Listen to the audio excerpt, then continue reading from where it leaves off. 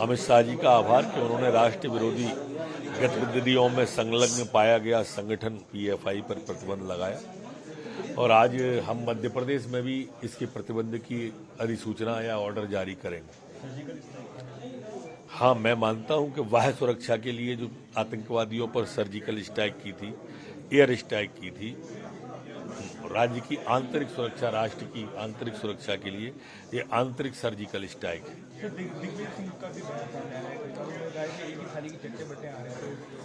देखो, दिग्विजय सिंह जी, मैं कह रहा हूं कि मैं संघ का स्वयंसेवक हूं। वो कह सकते हैं कि वो पीएफआई के सदस्य हैं? नहीं कह सकते, कोई भी नहीं कह सकता। इससे समझ में आ जाना चाहिए कि ये सिर्फ राजनीति करने के लिए ऐसी बातें बोलते हैं। आरएसएस पे की बात नहीं बोलेंगे तो आप उनका नाम ही नहीं लोगे, पूछोगे ही नहीं। जो जाकिर नाइक को शांति दूत कहते हो, जो पार्टी टुकड़े टुकड़े गैंग का समर्थन करती हो, भारत तेरे टुकड़े होंगे के नारे पे राहुल गांधी सबसे पहले पहुंचते हो, जो तुष्टीकरण की राजनीति करते हो, उनसे क्या उम्मीद करोगे आप कि वो पीएफआई के विरोध करेंगे? कभी नहीं करेंगे ये लोग। और इसलिए राष्ट्र के खिलाफ अगर कोई गतिविधि जिसके आईएसआई से तार जुड़े मिल गए हों, जिसकी केरल में, तमिलनाडु में, उड़ीसा में, कर्नाटक में हत्याओं के सबूत जिसके मिल गए हों, ऐसे संगठन पर प्रतिबंध लगाना स्वागत योग्य है।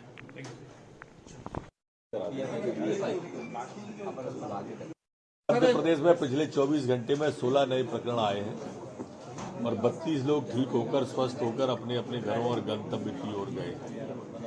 एक्टिव केस कुल 123 संपूर्ण प्रदेश में, मध्य प्रदेश में है, जबकि सैंपल जो कलेक्शन हुआ है वो 4,323 लोगों का सैंपल पिछले 24 घंटे में मध्य प्रदेश में हुआ है।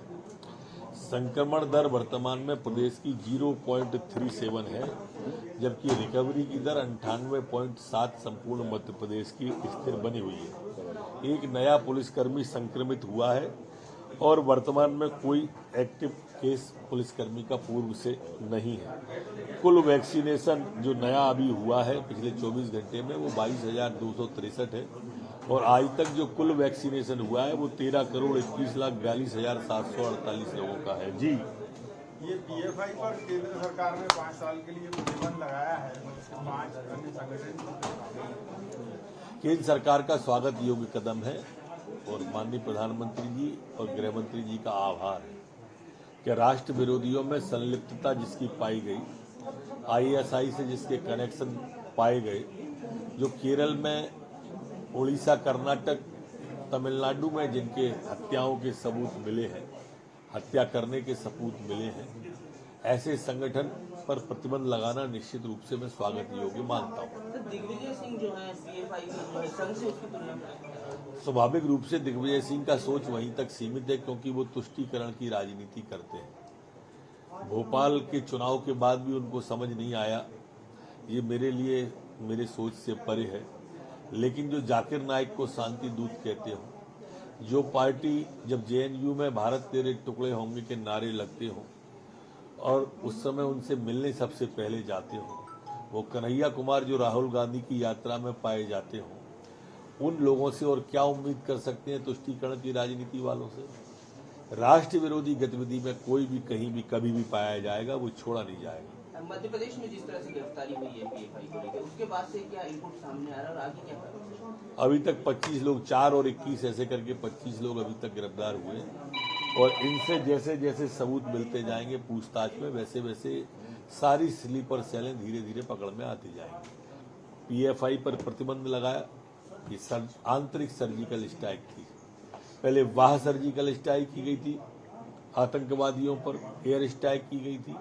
ये आंतरिक सर्जिकल स्ट्राइक है जिससे ये पूरे इसके तंत्र जो है नेस्त नाबूद हो जाएगा। भारत की एकता और अखंडता पे आंच कैसे भी नहीं आने देंगे। यहाँ भारतीय जनता पार्टी की सरकारें हैं, ये तुष्टीकरण की राजनीति में विश्वास नहीं करती, राष्ट्रवादी दल है। सर, कांग्रेस जो है अध्यक्ष को लेकर बड़े लौटा था, कमलनाथ जी भी इनकार कर चुके हैं दिल्ली जाने से। उनका कहना है कि मध्य प्रदेश रहेंगे, दिल्ली नहीं जाएंगे। जितने भावी अध्यक्ष बनते हैं सब बागी अध्यक्ष हो जाते हैं। इससे राजस्थान की जो लड़ाई है, इससे कांग्रेस का जहाज बहुत जल्दी डूबने वाला है। 1.5 प्रदेशों में कुल सरकार बची थी, अब आधा रह जाएगा इसके बाद में। अब ये आने वाला नहीं है। जो गहलोत जी, सोनिया जी की आंख के तारे थे कभी, वो अब आंखों की किरकिरी बन गए। ये स्थिति गहलोत जी की हो गई है, इसलिए मैं मानता हूं कि अब इनका सूरज अस्ताचल की ओर है कांग्रेस का। राहुल गांधी भारत जोड़ो यात्रा निकाल रहे हैं, राजस्थान में इस तरीके की स्थिति बनी है, लोग अलग होते जा रहे हैं।